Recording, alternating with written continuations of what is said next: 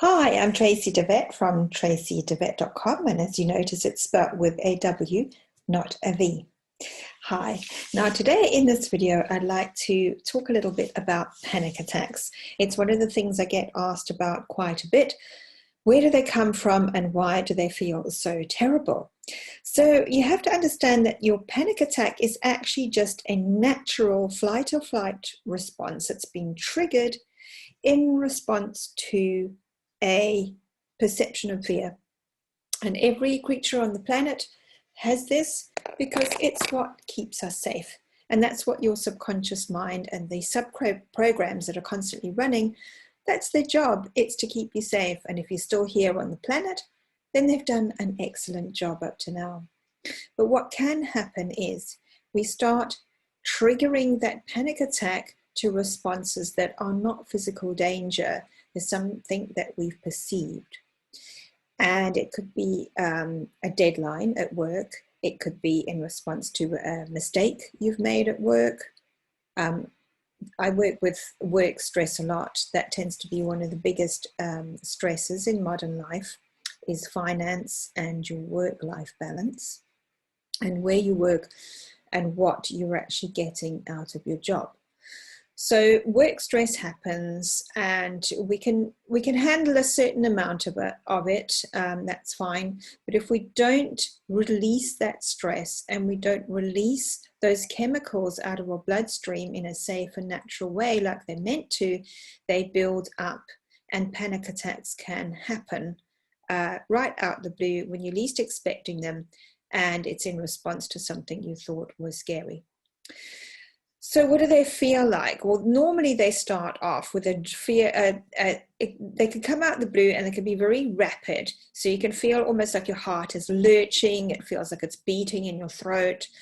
You might have shallow breathing, not being able to catch your breath properly. You might be sweating. You might be trembling. You might feel nauseous.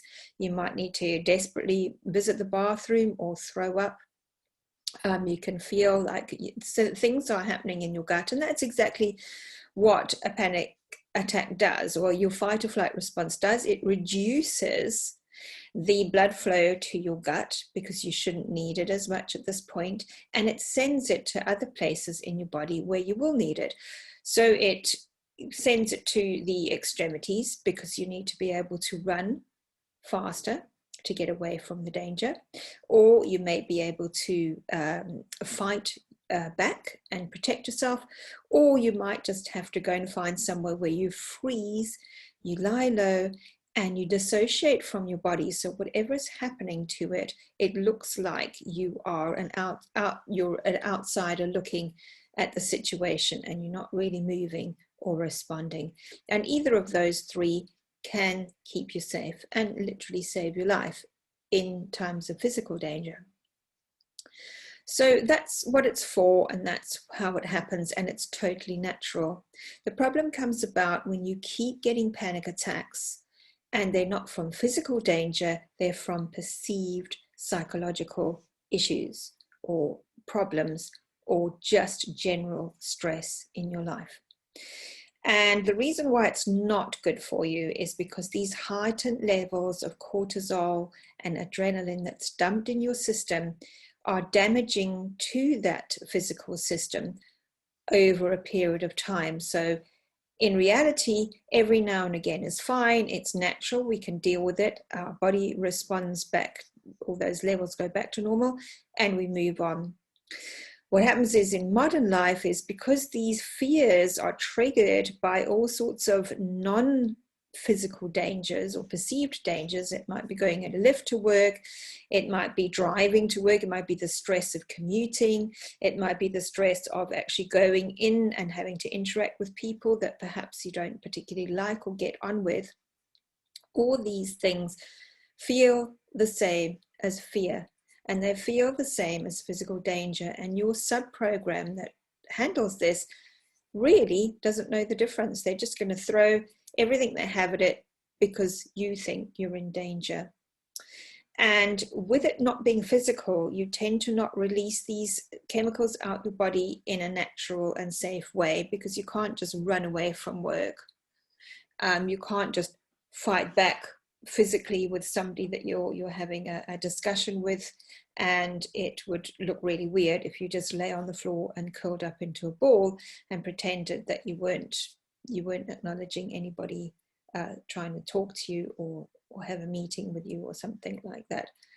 So this stress doesn't get released, and it needs to get released fairly quickly after it's been activated.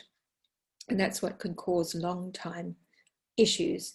And you might hear of people who've had a real traumatic time, and after that their body has changed and in the way that it functions, and they may have inflammation, aches, pains, fibromyalgia, things like that, that are partly psychological, partly physical, but they are brought about by stress and fear in the first place. So how do you stop a panic attack? That's the million-dollar question. So when you feel it happening, you'll feel it as fear, shock, absolute terror in some ways. And what you need to do is start turning that fear into a feeling of fun.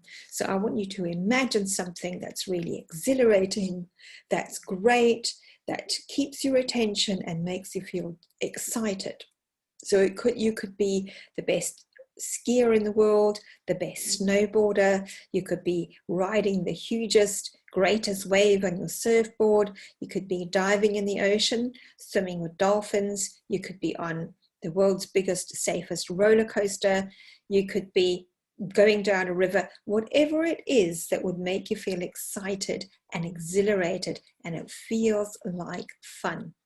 And don't overcomplicate this. You can't hurt or hurt yourself or damage yourself in any way. It's not scary when you're just thinking about it. I want you to think about it and then just make it full on. Make that sensation full on in your mind and imagine every little bit about it. If you're skiing, the feel of the cold of the snow, the how snug you feel in your ski suit, how your skis are sliding down. Make it as detailed as you can, and you will stop that panic attack in its tracks. And if you've been having a lot of panic attacks, this is a great way to extinguish them. So you start taking the fear, you turn it into fun and excitement. The fear gets swapped around, and every time you have a panic attack after that, treat it as something great. And you know what's going to happen? They'll slow down, they'll reduce, you won't have them as much, and you'll be feeling fantastic. So this is my tip for today: turn the fear into fun, exhilarating, exciting. Use your incredible imagination and visualize it and feel it as strongly as you possibly can, and that will stop the panic attacks. And not only that, it will stop them happening in the future as well, because as soon as you recognize those symptoms, you are going to change the way that you feel about it. It is as easy as that. So I've been Tracy DeVette from tracydevette.com, spelled with a V and not a W. Sorry, spelled with a W, not a V. What am I like? And I hope that's been helpful. And please check out my other videos all about anxiety, stress, work burnout, and how you can get some help for that. Thanks and goodbye.